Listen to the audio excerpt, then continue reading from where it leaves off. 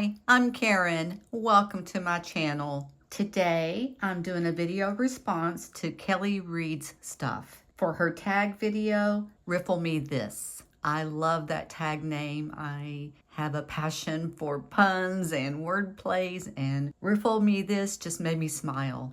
I first saw this tag video on Jack Greenwood Tarot, and after I saw that one, I went to watch Kelly's video. I enjoyed this tag so much, I decided to do my own. So let's get started. The first prompt is, do you have a preferred school of tarot, or do you collect and read them all? I am definitely an RWS reader. I'm a fairly new tarot reader and I'm learning on the RWS. I feel pretty confident now reading independently without having to check the guidebook or check my keywords with RWS and RWS inspired decks. I also really enjoy the fact that RWS has pictures in the minor arcana. I don't think I will ever read Marseille for that reason. I do have an interest in Thoth, maybe later on down the road. Marlena Teresa is planning to do a Thoth class on her membership, and I'm a member of her channel, so I will definitely get just a basic Thoth deck and participate in that. But for the most part, especially right now, RWS. Prompt number 2. What is your life path card? What is your current year card? Show some of your favorite examples of both from your collection. My life path card is the Magician, which I love. That's very inspiring to me. And let me show you a few examples of my favorite Magician cards. This one is from Bone Stone and Earth Flesh. This is a pretty new deck in my collection. It's Anatorian art, which really speaks to me. And I've read that this face is based on Avalon Cameron, the creator of the deck, her father. It's such a warm, inviting, wise face. And I love that he is using all of his tools here to create. It's just very beautiful. A wonderful magician showing that he has everything he needs to manifest. Another one that I love is from another Anatorian art deck. This is Anatorian's Tarot of the Abyss. This magician really appeals to me because it speaks to that as above, so below. This magician has literally grown between those two energies into the tree, and he is manifesting. I think that's perfect representation of the magician. This next one is from The Muse Tarot by Chris Ann. And this one also speaks to pulling down that energy from above and grounding it into the earth to manifest. She has her elements here in front of her. Those are the tools that she needs. And she looks like she's just so confident in her manifestation abilities. This deck is a very empowering deck, and it's one of my favorites for that reason. Then the last one I want to share is from Good Fortune Tarot by Barbara Moore with the art by Jessica Rue. The reason I love this one so much is Barbara Moore has a way of taking the basic, true RWS meanings of the card, putting a little flair of Marseille in, which I love because I don't know Marseille, and it's helped me to learn a little bit from using Good Fortune. But she has the tools laid out, and then she has the manifesting with all of the planets of the universe. And then the magician has his little bag of tricks here to help him out if he needs it. At least that's how I read it. And he's manifesting. He's focused on manifesting. So those are my favorite magician cards in my collection. Then for my current year card, which is Justice. This is probably my favorite. Justice is such an interesting card. It took me a long time to get used to the meaning and remembering the meaning and just grasping the meaning of the card. I initially came up with a little thought in my head to help me differentiate justice and judgment. I would think justice is served. It's an external energy. and then use your judgment. That's an internal energy. That helped me to differentiate them early on. And then I read something that made me think about the two concepts of justice. There's the truth, the raw, rational truth of justice, and then there are the consequences. And I thought of an old TV show from when I was a little girl. Most of you probably never heard of this, but it was called Truth or Consequences. So that helped me remember truth and consequences with the justice card. This one, I feel like she has gone in deep. She has split herself open. She's released those ego thoughts that keep her from expressing her truth. And she has just cracked open down the middle to find her balance and her truth. I think that's a gorgeous depiction. The Muse Tarot, like I said earlier, is one of my favorite decks. And that's another reason why. This one from Bone, Stone, and Earth Flesh really appeals to me too, because it speaks to that inner voice of truth and that outer warrior stepping forward to express her truth in the world. Another thing I read about justice that really stayed with me was in the book Kitchen Table Tarot by Melissa Sanova. She said in the RWS, there is no water in the Justice card, which is really unusual for the major arcana, especially, and most of the cards really. No water means no emotion. You have to take your emotion out of it. You have to think with your rational mind, your inner voice of truth, and you have to be willing to face the consequences of your actions. And I think this card's a good one to depict that. And then this is one from a deck I haven't talked about a lot yet because I'm still just getting to know it, but it is Todd Alcott's Horror Tarot. This Justice card is typical of every card in this deck. It's based on vintage movie posters and old comic books from the 50s, 60s, 70s. This one for Justice says she carries a sword and scales, but she doesn't want to kill you, just give you what you deserve. I think that speaks pretty clearly to what justice means. She has her scales here on her back in a tattoo, and then she's carrying her sword. And then the last one I want to share for justice is this one from Mindscapes. It shows the halls of justice. And then here on the steps, there's blood. Consequences of justice pretty vividly expressed. So those are some of my favorite justice cards. The next prompt is, do you have a favorite card or particular cards that you are drawn to? Show us some spectacular example of your favorite cards from your collection. My favorite card is the Hermit card. So I'm going to share with you some of my favorite Hermit cards. This is my favorite, also from Bone, Stone, and Earth Flesh. Can you tell that I have fallen hard for this deck? I have. This Hermit is sitting in a cave, surrounded by the cave paintings. She has the eagle energy with her. She has her torch, and she has just gone inside to reflect. You can see that she's confident in her introspection. I just love that. This is how I feel about being a hermit myself. I love surrounding myself with things that inspire me. I love going inward, and it's my place of comfort. This one is from Mindscapes. This is an example of having to go on a journey to feel comfortable in your cave, to feel at peace in being your hermit. I love that depiction also. And this one's similar. It shows the wolf. This is from Tarot Landscapes.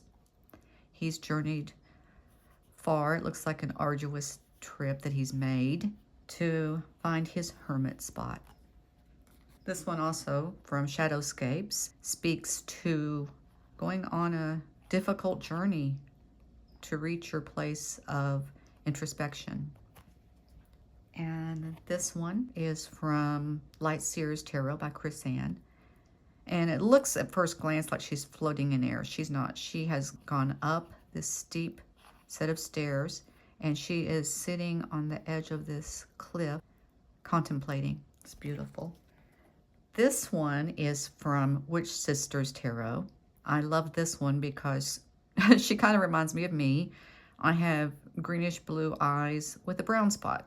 So not quite this, but I do have a similar coloring. I do have some Scottish ancestry, quite a bit actually. So I'm drawn to the witch sisters. They look a lot like family members of mine and how I expect I'll look in a few more years. And this hermit, I just feel like she has all the confidence in the world in her inner landscape. And I love that. And then this one is from Magical Nature Tarot. This one appeals to me because here it shows the smallness of the hermit looking out into the universe at the moon at night on the edge of the cliff. I spend a lot of time outside looking at the moon, reflecting inward. So this card especially appealed to me and my hermit side. Okay, that's all of my hermit cards I wanted to share. Then another favorite card of mine is Queen of Pentacles. I'm a Virgo. That's an earth sign. And so I like that earthy, grounded energy of the Pentacles. And I'm an older woman, so the Queen court cards really appeal to me. One of my favorite, well, my favorite Queen of Pentacles is this one. This is from Light Seers Tarot. I adore this card. I think that this feels like me. I have a chair on my back porch that I sit in a lot of times. I'll talk about that in a minute when I get to another question. To do tarot readings, to work with crystal energy, and to just soak up nature. I watch the hummingbirds. The hummingbird feeders are right next to me. There's some trees behind me. And my chair looks a lot like this, with down to the cushions. Now, I don't have the trees growing out of my head, but I feel so connected to trees that sometimes it almost feels like I do. This card, this is my Queen of Pentacles, and I love her. This is another one that I love from the Muse Tarot by Chris-Anne. I like her because she is surrounded by all these beautiful, beautiful, lush flowers. And she just looks so much like a queen. This one is from Magical Nature Tarot. She's renamed the court cards in this deck. Ancestor is the queen. And I love this one because if you look, it looks like the queen is lying down, staring up into the sky. But then if you look again, she looks like she is a mountain, a part of the earth. And I love that for the Queen of Pentacles. This is another one that shows the Queen of Pentacles being part of the earth. There's the bear, and he is one with this mountainside. Just so beautiful. I don't know if I said, I think I did, but it's from Tarot Landscapes. This one from the Mindscapes Tarot is another one that shows a side of Queen of Pentacles that I love. This reminds me of my grandmother, and she would have been a Queen of Pentacles for sure if she had been into tarot, which she wasn't, but if she had been, this would have been her. She would can, so there's her canned fruits and vegetables on the wall, and she gardened, so here's her plants on the other side. And she would love to have gone down into a place like this. She didn't have a root cellar, but if she had, it would have looked like this. And I think that a root cellar is very much Queen of Pentacles. And then this last one is from Tarot of Curious Creatures by Chris-Anne. I love this. This is a Highland cow, which is very grounded energy. And yet look at her dress and the lushness of it. This deck is really cool because I don't usually like animals in people clothing or anything like that. But this one appeals to me because it's the person, but the animal's there to share animal energy with that person. So that's why I like this deck so much. And this is a good example. This grounded energy of the cow speaking to the Queen of Pentacles. It's wonderful. The next prompt is, which decks have the most pleasing backs in your collection? Well, if I'm including Oracle, I have a deck here that I'm also going to share for another prompt later. It's these from the Familiar Field Oracle. I love these backs. They are so gorgeous. As far as my tarot decks go, my favorite would be probably Unicorn's Journey Tarot. I love these. They're so pretty. They work so well for this deck. This star is throughout the deck, and these colors are throughout the deck. So it's just beautiful. I also really love, let me find one here, the backs of the Muse Tarot. I think these are so pretty. There's a lot of flowers in this deck. It's very much about empowerment, but it's also very feminine, and I love that about this deck. Feminine empowerment is important to me as a female who's always looking to be more empowered. So those are three of my favorite backs. Next question is, do you have a preferred cardstock or finish? Yes, I do. It is 330 GSM German black core cardstock with a linen finish. Lisa Pepez has taught me well. It's another reason I had Unicorn's Journey out. This is her deck that she created, and that's the cardstock that she used for this. And I have heard her talk so much about this cardstock on her channel when she was creating this deck, and just other times also. She calls herself a cardstock snob. I just consider her a cardstock connoisseur. Yeah, cardstock connoisseur. Let me show you, or let you hear, how beautifully these shuffle.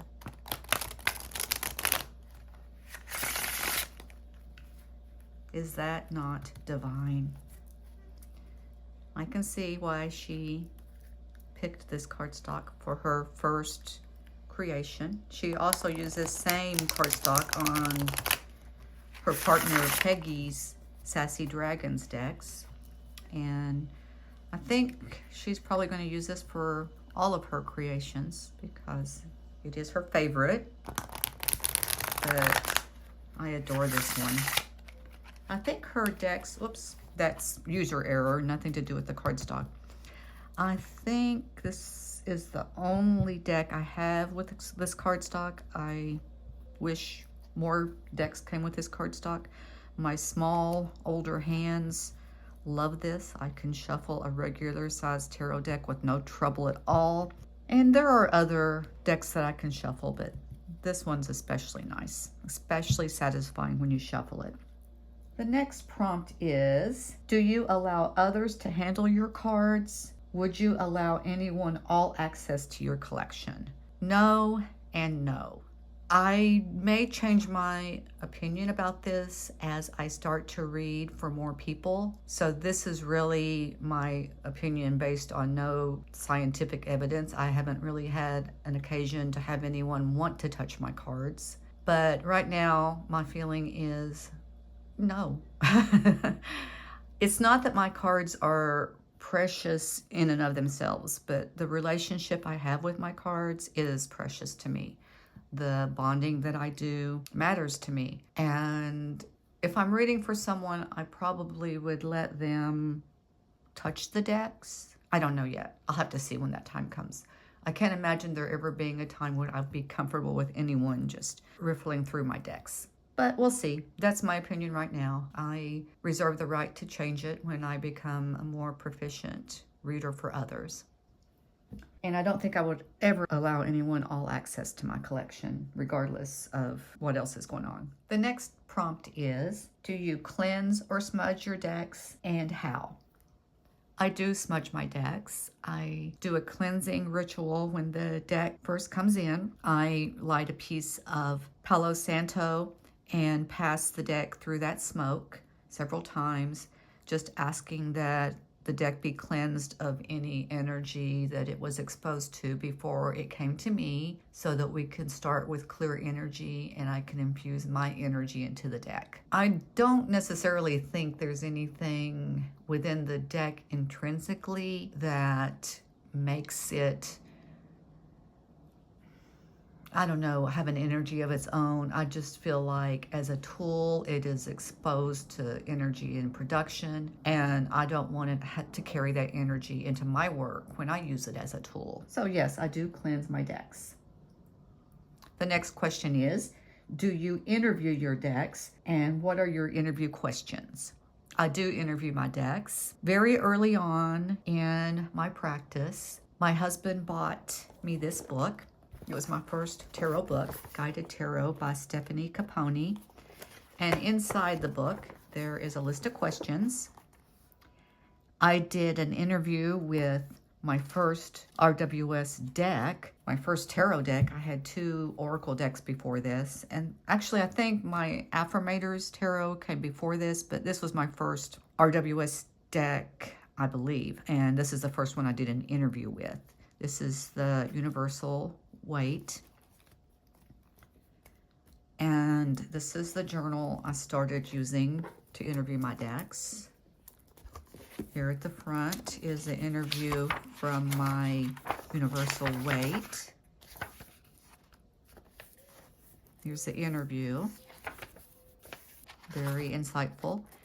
And then here's the last interview I did with Bonestone and Earthflesh. The questions are, what work are we meant to do together? What are you here to teach me about myself? What are you here to teach me about the world? What card best describes you as a deck? And what card best describes me at this time? So far, every interview I've done has been very insightful and has proven to be accurate in how I work with that deck. So I keep using these same questions. Prompt number 9 is, name one pet peeve you have as a tarot enthusiast. Okay, I'm not sticking with just one. I have a few. My number 1 pet peeve is dead animals in a deck. Now, I know that when there is a dead animal splayed out in the Ten of Swords or in the Death card, that it's symbolic. I know that the cards rarely mean actual death, but there is something so raw and visceral when I see a dead animal on a tarot card that I just don't want to deal with that energy. It feels so unpleasant to me to see that's a hard no for me on a deck. Now, I don't really love seeing people with the 10 swords in their back or lying on the ground in the death card, but tarot is for people and it's about people in my mind. And the animals are there for energy, animal spirit energy that can assist with the card and bring some new symbolism to the card. Not to be depicted as the focus of the deck. That's why I have very few decks that have animals as the central theme. I love animals and I love working with animal energy, but not in that way. I have a lot of thoughts about this, maybe you can tell, and I do plan to do a video on my thoughts about animals in tarot decks. But for now, I think that's all I've got to say about that one. Another pet peeve I have is this new trend with so much AI in decks. I respect artists so much. I love seeing art in my decks. I love the creative process I've seen that someone has gone through to create that deck. That matters to me. And to see someone put out a deck that's just completely been generated by AI turns me off. I don't have any decks like that, and I don't want any decks like that, and I hope I never mistakenly buy one. The next prompt is, do you modify decks? Well, yes. Yes, I do. I started last week, and seriously, I never really thought that I would be someone who modifies decks. I'm not good at like arts and crafts kinds of things. I would never cut a deck, but I had considered edging some decks. And then a few weeks ago, I saw a video by Erin, the Witch of Saturn, talking about her summer mod camp. And I've seen several people do tag responses to that. And I thought, you know what? This would be a good time just to try edging a deck. So I got out a deck that I thought would really be perfect for edging. And it is the Familiar Fields.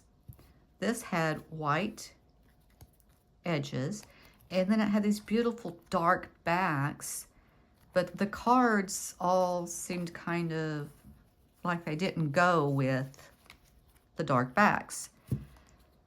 So I wanted to bring a little bit of more cohesiveness in, and I edged it in this kind of gray here.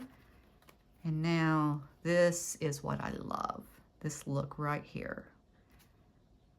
No glaring white when I fan out the deck. And what I was hoping would happen did happen. When these didn't have any edging, this was very white around the edges. And there wasn't actually bleeding so much, as you can just kind of see the edge a little bit, and it added some depth to the cards that I feel like makes it blend better with the backs than it did when they were just solid stark white.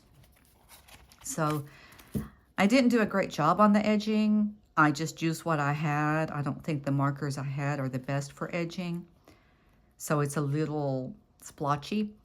Plus, I started with a silver Sharpie and I didn't like the way it looked. And you can see like right here, that shiny lighter color that shines through. Even though I went over that with the darker matte marker, you can still see where the silver Sharpie was on the couple of cards that I had done before I realized that wasn't going to work for me. And there's another card in here that I don't see right now, but there's one that has a lip on it and it stands out when I fan. Plus there's a couple of others you can see where the edge of the card is not perfect. It's not smooth. And those little knots, those little tiny imperfections on the edges stand out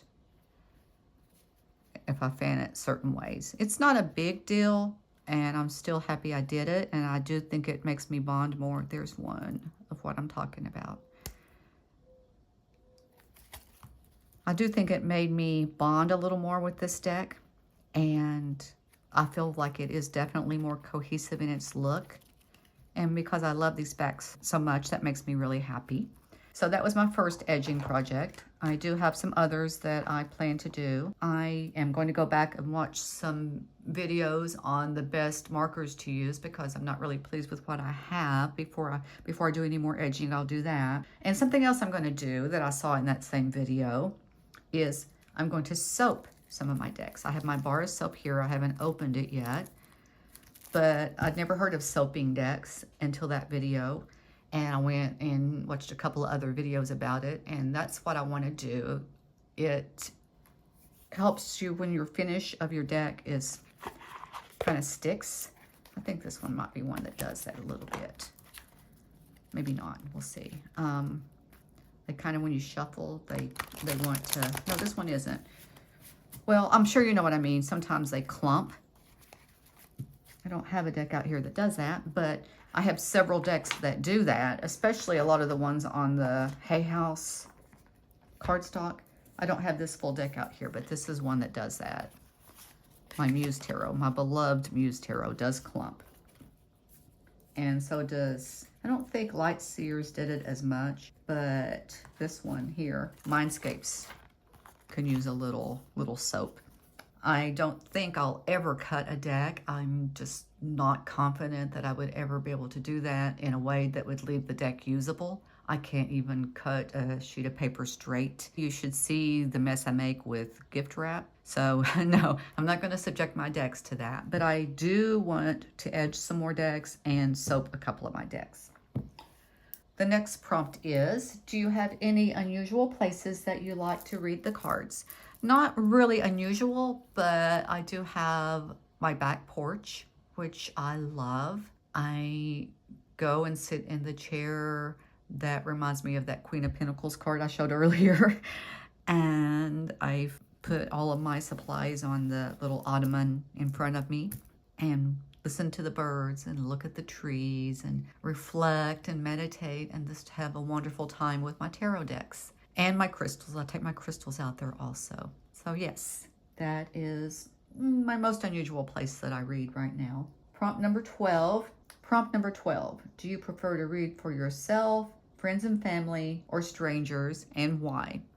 Right now, I mostly read for myself. I do enjoy reading for friends and family very much. I haven't read for a stranger yet. So at this point, I probably am still leaning toward reading for myself, but I do really enjoy reading for friends and family. And as far as reading for strangers, it remains to be seen on that one. Prompt number 13. Do you engage in any non-divinatory activities with your decks? No, I don't. I have seen several YouTubers that I enjoy talk about role-playing games that they use with their tarot decks, but I don't really do anything like that. And Kelly in her video talked about kind of coming together with a solitaire game with her deck. But so far, I've never done anything like that. I don't know if I ever will. It's not something I plan on doing, not something I do right now. Prompt number 14. Do you reorder your decks after a reading or before putting them away? No, I don't. I really have never done that. I reorder them only if I'm going to be talking about them in a video. Other than that, they stay the way they are. I feel like when I shuffle and they've already been out of order, the shuffle comes out better than if I start from scratch with a reordered deck. It takes a lot more shuffling. So I pretty much leave them the way they were the last time I used them. Prompt number 15. Do you have an exit plan for your tarot deck and book collection? Can't take it with you. What is to become of your collection? I honestly had never thought about this until I saw this in Jack and Kelly's videos. I talked to my husband about it and I asked him if I go before him, what is he going to do with my tarot decks? And he says he will burn them and put them with me. I want to be cremated, and if that's what he wants to do, that's fine with me. If it's something that would help him in his healing, and I think that that's why he said it so promptly, then that's fine with me. He can burn my decks and put them in with my ashes. He knows how much my tarot means to me, so I think that that would be therapeutic for him. I'm going to talk to my two sons because they would be the ones that would end up with my collection if my husband goes before me or with me. And I haven't asked them yet, but I think that they would probably want to maybe pick out one or two to keep, maybe not, and then get rid of the rest. I do want to talk to them about making sure that they check into getting the value out of the decks. I don't have any out-of-print decks or any highly valuable decks, but you never know unless I pass away next week. Some of my decks may have gained some value between the time I pass and now. So we'll see. But I'm glad this question came up because I honestly never thought about it before. And once I read it, I was like, oh my gosh, I need to address this. So I did. And then the bonus question is prompt number 16. Name a living celebrity you'd love to read for and which deck from your collection you'd choose to do so. I struggled with this for a minute because it says living celebrity and I really don't follow any celebrities. I can maybe name two people that have been in movies recently. I was so surprised when I saw Kelly's video and she actually mentioned Walter Goggins, and I know who that is because he was in two of my favorite TV series, Justified and Sons of Anarchy.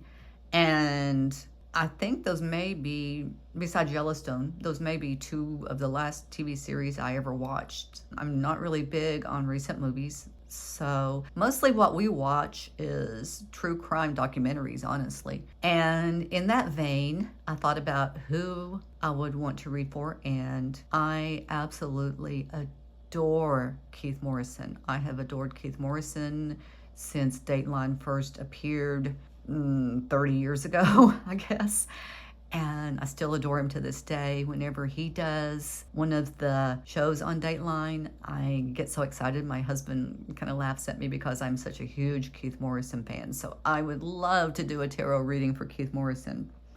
And I would use, at this point in time, I would use this. I would use my Universal Weight because I'm most comfortable with these traditional images. And I would be so nervous and so excited to be doing a reading for Keith Morrison that I would have to do a deck that I was super comfortable with. So that would be my celebrity. And he is a celebrity in my book, Keith Morrison. Okay, that's it for the prompts for this tag video. I had just as much fun doing this as I knew I was going to. I want to thank Kelly for creating it and Jack for bringing me to this tag. I'm going to link both of their videos down below. If you have a channel, I would love to see your responses. Thanks for watching, and bye for now.